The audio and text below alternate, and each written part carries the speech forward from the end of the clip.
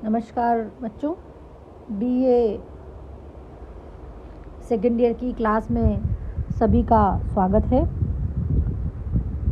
संस्कृत साहित्य का इतिहास आप लोगों के कोर्स में सिलेबस में दिया गया है और संस्कृत साहित्य के इतिहास में अनेक विधाएं हैं, जैसे कि महाकाव्य, गीति काव्य, गद्य काव्य, अनेक विधाएं हैं, नाट्य काव्य, नाट्य विधा आदि।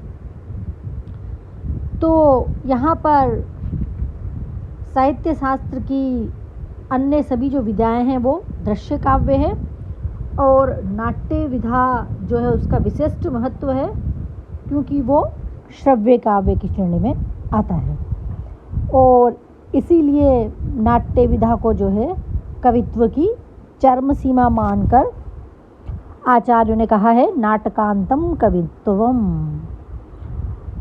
और आचार्य भरत ने नाटक शास्त्र के प्रथम अध्यायों में नाट्य को तीनों लोगों के विशाल भावों का अनुकीर्तन करने वाला माना गया है।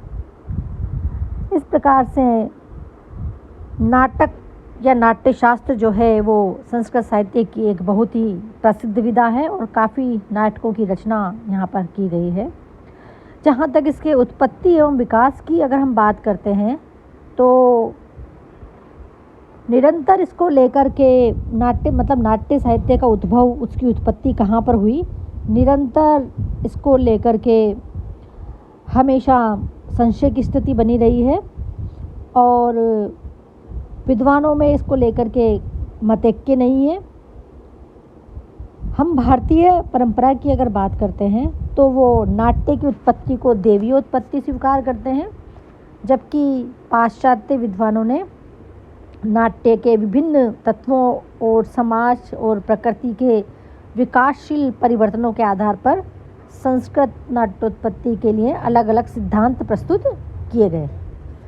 अब अलग अलग सिद्धांत और मतांतरों की अगर बात की जाए तो यहाँ पर जो प्रमुख जो सिद्धांत है वो नाट्योत्पत्ति के, उन्हें हम अगर मानना चाहे तो 10 वो प्रमुख सिद्धांत 10 माने गए हैं। सबसे पहला जो सिद्धांत है देववाद। देववाद वही नाटक की उत्पत्ति के संबंध में सबसे प्राचीन मत जो रहा है वो नाट्य शास्त्र के प्रथम अध्याय में भी उपलब्ध होता है। ये भारतीय परंपरा के अनुसार माना गया सिद्धांत है।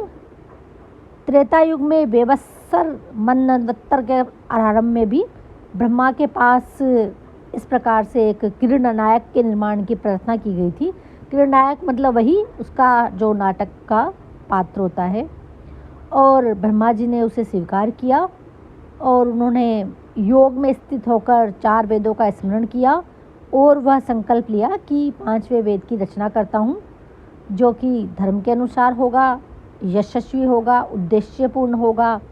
इस प्रकार 5वें वेद के रूप में नाट्य वेद का निर्माण माना जाता है। इसीलिए नाट्य वेद जो है, नाट्य शास्त्र जो है वो पंचम वेद के नाम से भी कहीं ना कहीं विख्यात हुआ है और इसमें शिव ने तांडव, पार्वती ने लास्य और विष्णु ने जो 4 वृत्तियाँ जो इसकी होती है नाटक की, उन सब का इसमें समावेश किया है। लेकिन नाट्य शास्त्र के अनुसार नाटक की उत्पत्ति की संक्षिप्त कथा जो 20वीं शताब्दी का पाठक इस पर विश्वास करेगा वो तो पौराणिक नहीं, मध्यकालीन अवश्य कहलाएगा। विद्वान इस बात से सहमत नहीं हो सकते कि नाटक की उत्पत्ति मात्र ब्रह्मा के संकल्प से अल्पकाल में हो गई। नाट्य शास्त्र जो है यानी कि जो लिखे हुए संस्कृत के नाटक है उनमें विस्तृत, सूक्ष्म, जटिल एवं सर्वांगीण सिद्धांतों का विवेचन हुआ है, तो उसका विकास केवल तत्काल नहीं हो सकता। सहस्त्र शताब्दियों मतलब कम से कम शताब्दियों की इसमें कई टाइम, बहुत ज़्यादा वर्ष इसमें लगे होंगे। एकदम से इस प्रकार से नाटक के विकास के सिद्धांत को, देववाद को जो है वो आधुनिक विद्वान स्वीकार नहीं कर सकते। दूसरा जो सिद्धांत हम जिसकी बात करते हैं वो है संवाद सुक्तवाद। भारतीय साहित्य में प्राय सभी बातों को मूल वेदों में खोजने का प्रवृत्ति रही है। इसमें कोई आश्चर्य नहीं है क्योंकि वेद जो हैं वो भारतीय साहित्य की प्राचीनतम निधि है। सबसे प्राचीनतम निधि, सबसे प्राचीनतम प्रथम लिखित साहित्य की अगर आप बात करते हो तो वेदों का ही नाम आता है। इसीलिए सभी जगह जो है सभी के उत्पत्ति को वेदों में खोजने का प्रयत्न भारत में किया जाता रहा है। इसी कारण से जो भारतीय मनीषी थे उन्होंने भारतीय नाटक का उद्गम भी वेदों में, विशेषकर ऋग्वेद में खोजने की चेष्टा की। और क्योंकि ऋग्वेद में क्या है बच्चों, देखो बहुत सारे सूक्त हैं और सूक्तों में क्या है, कुछ संवादात्मक सूक्त हैं।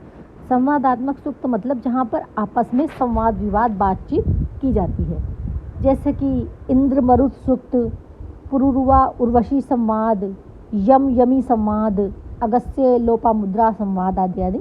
तो इन संवादों की वजह से इनको नाटक का मूल माना गया कि आपस में संवाद होते हैं और नाटक में भी संवाद होता है, तो इसीलिए जो है इसकी उत्पत्ति इससे हुई। लेकिन यहाँ पर प्रश्न ये उठता है कि क्या नाटक में केवल संवाद होता है? क्या केवल संवाद ही एकमात्र भाग है नाटक का? नहीं, नाटक में और भी बहुत सारी चीज़ें होती हैं। इसलिए इस मत से भी प्रोफेसर कीथ आदि अनेक विद्वान हैं जो कि सहमत नहीं हैं। तीसरा जो मत है वो मैकडोनल ने जिसको माना है नृत्यवाद। मैकडोनल का कहना है कि नट धातु से नट तथा नाटक शब्द बने हैं और नट धातु जो है वो संस्कृत में नृत्य शब्द का देशी रूप है। सामूहिक नृत्यों से ही नाटक की उत्पत्ति हुई, ऐसा मैकडोनल का विचार है। और उनका मानना है कि बाद में क्या हुआ, वो जो सामूहिक नृत्य हुआ करते थे उनमें हाव भाव, अंग संचालन, गीत आदि भी जोड़ दिए गए और ये सब मिलकर के नाटक जो है बन गए। अब यहाँ पर इस मत को मानने में और इसकी समीक्षा अगर करते हैं तो नट और नृत्य जो है दोनों अलग अलग धातुएं हैं, ऐसा विद्वान मानते हैं और इनके क्रमशः नाट्य और नृत्य रूप बनते हैं।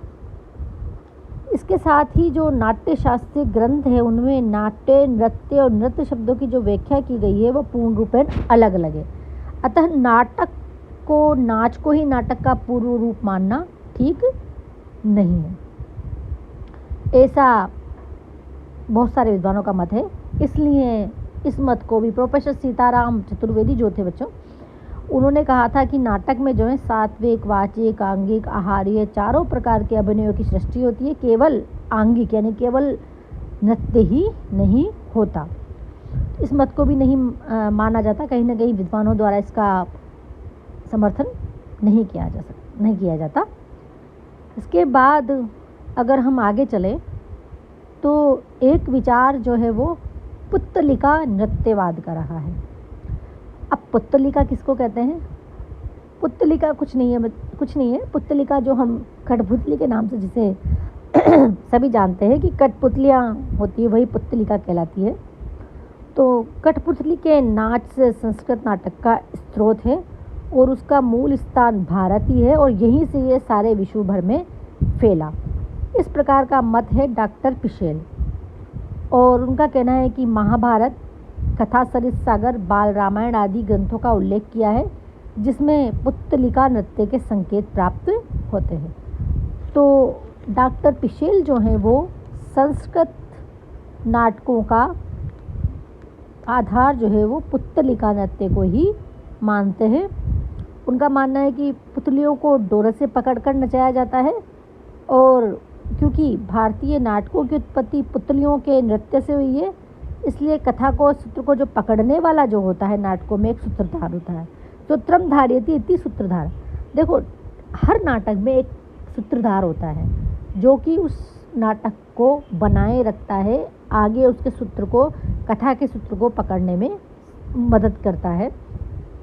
तो ये विद्वान कहते हैं कि जिस प्रकार की कठपुतलियों को पकड़ने वाला भी एक होता है, कोई सूत्रधार पकड़ के डांस करवाता है, नृत्य करवाता है, उसी प्रकार नाटक को पकड़ने वाला भी सूत्रधार होता है। जो बहुत सारे विद्वानों ने इसके खंडन किया। मुख्य रूप से जो पाश्चात्य विद्वान रिजवी थे उन्होंने यह कहकर खंडन किया कि सूत्रधार डोरे पकड़ने के कारण नहीं अपितु नाटक की कथा वस्तु को संक्षेप में वर्णित करने के लिए कहा गया। अर्थात कहने का तात्पर्य यह है कि जो कठपुतली के नृत्य में जो सूत्रधार होता है वो अलग है, और यहाँ पर जो सूत्रधार की बात की जा रही है वो अलग है। तो इसलिए पुतलिका नृत्यवाद को भी एक सभी के द्वारा मान्य मत नहीं माना जाए। इसके बाद 5वां जो सिद्धांत आता है वो है छाया नाटकवाद। पिशेल जो हैं, डॉक्टर पिशेल, उन्होंने नाट्योत्पत्ति का एक और मत माना है बच्चों की छाया उत्पत्तिवाद, अर्थात वे नाटकों की उत्पत्ति छाया नाटकों से मानते हैं। अभी छाया नाटक क्या है? छाया नाटक कुछ भी नहीं है जिसमें पर्दे के भीतर से अभिनेताओं का अभिनय दिखाया जाता था। इस प्रकार का नाटक संस्कृत में एक लिखा गया है, दूतांगत उसका नाम था, और इस मत का समर्थन और लोगों ने भी किया है, परंतु इसका भ्रांतिपूर्ण बताया गया इसको। और डॉक्टर कीथ ने तो स्पष्ट रूप से कहा कि यह सिद्धांत महाभाष्य के एक प्रसंग के अशुद्ध अर्थ पर आधारित है, और हमें ये भी नहीं भूलना चाहिए कि इस सिद्धांत के पक्षपात को भी रूपकों की सत्ता छाया नाटक के जन्म से पूर्व स्वीकार करनी होगी। अर्थात जो रूपक हैं उनकी सत्ता जो है छाया नाटकों के जन्म से पूर्व हमें स्वीकार करनी होगी। तो ये बड़ी त्रुटि हो जाएगी, क्योंकि इसके आधार पर रूपकों के गद्य पद्य मिश्रण और संस्कृत प्राकृत के प्रयोगों का कोई कारण नहीं बतलाया जा सकता।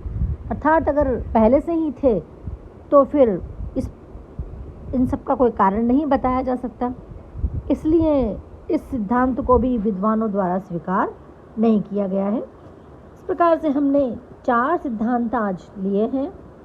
आगे हम बाकी के 5 सिद्धांत आज हमने पढ़े हैं, बाकी के जो 5 सिद्धांत हैं उनको आगे लेंगे।